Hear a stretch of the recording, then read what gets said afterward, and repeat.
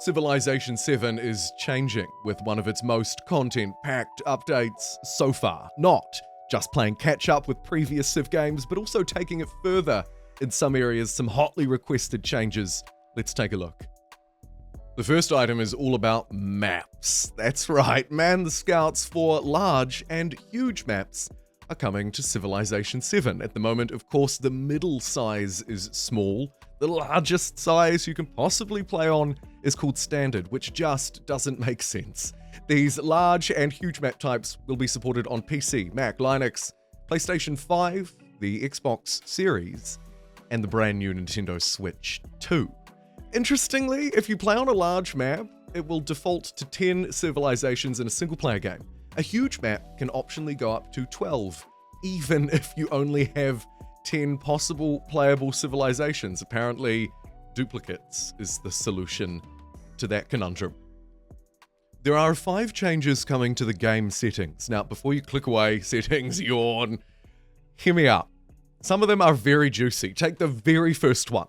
Legacy paths can now be turned off per age or all of them at once. What does that mean? Well, you'll be able to play a Civilization 7 game without legacy mechanics, without them at all. Much more of a classic, perhaps, Civ feeling experience. Or if you just want to focus on one of the paths, you can turn specific ones on or off. This will certainly add a lot of options to how you structure a game. It also, importantly, includes the ability to turn off score victories. I didn't see this one coming. This is very much a surprise to me. Secondly, speaking of those maybe somewhat more troublesome game settings, crises already have an option on or off. You'll now be able to pick and choose which crisis events you want to be in the game and those that you don't. On the topic of difficulty, people maybe want more, certainly, or less of a challenge from the AI. There'll now be 6 standard difficulties just as before, but you can go in and tweak individual systems, apparently. Economy, combat, expansion are listed as options, customizing our AI opponents even more to our liking.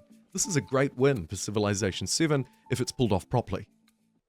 The fourth amazing or interesting settings change is the bypassing of civilization unlocks. Another, perhaps, shout out to more of a classic traditional Civ experience. With this new option on, you can choose any civilization from the next age during an age transition.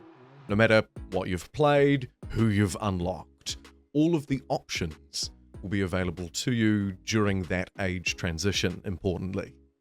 And finally here, as well as those earlier difficulty settings we talked about, you'll also be able to change the initial hostility of those independent powers, city-states, barbarians, it's all of that in one, right? You can dial it down, more relaxed, or crank it up for more heat. Aggro barbs is now going to be an option. Oh, if you're wondering, by the way, when is all of this coming out? Well, they say it's probably going to come out in about a week at the time of recording, on the 17th of June. Though that is still a little bit subject to change, it seems likely.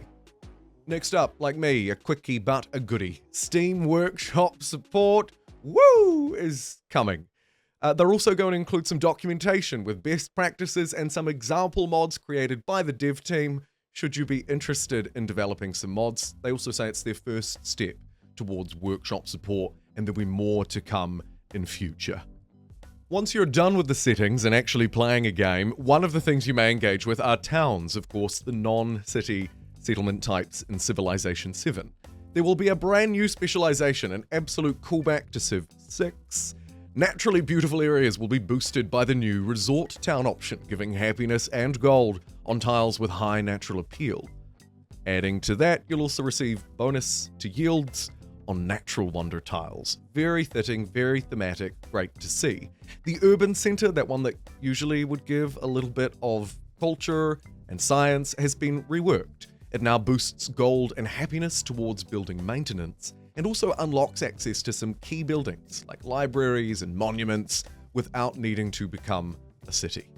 5 other types of towns were generally buffed except for the last option. This includes fort towns with additional walls, religious sites, happiness bonuses will scale across all buildings, factory towns give +5 trade range, mining towns see a boost to production in what they call resource-heavy areas, scaling based on improvements like camps and quarries, And finally, that nerf, the hub town, has been tuned down just a little bit, providing +1 influence per connected town instead of 2. So when they say just a little bit, they mean by half.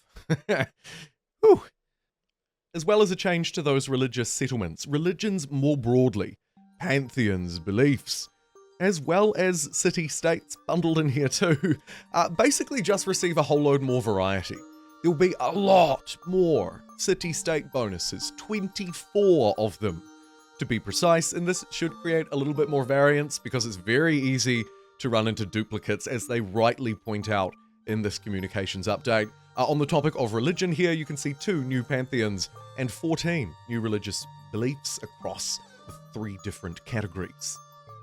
City-states will see some sweet new bonuses, like expanding settlement limits or boosts to yields on buildings, and 2 new Antiquity Age pantheons, as well as a range of beliefs, should help to hopefully flesh that out a little bit more. More of a focus on creating reasons to convert cities, and not just the cities, they say, belonging to your neighborhoods.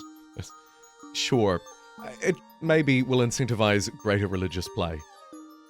I'm not here to waste your time. I try and keep these updates as informative, hopefully a little bit fun, as possible. I also am battling a sore throat, so let's keep this section neat. There are a load more things, as you might expect, coming to the updates. They tend to be very large. Civilization 7 so far, to its credit, has released some very good patch updates, fairly regularly too.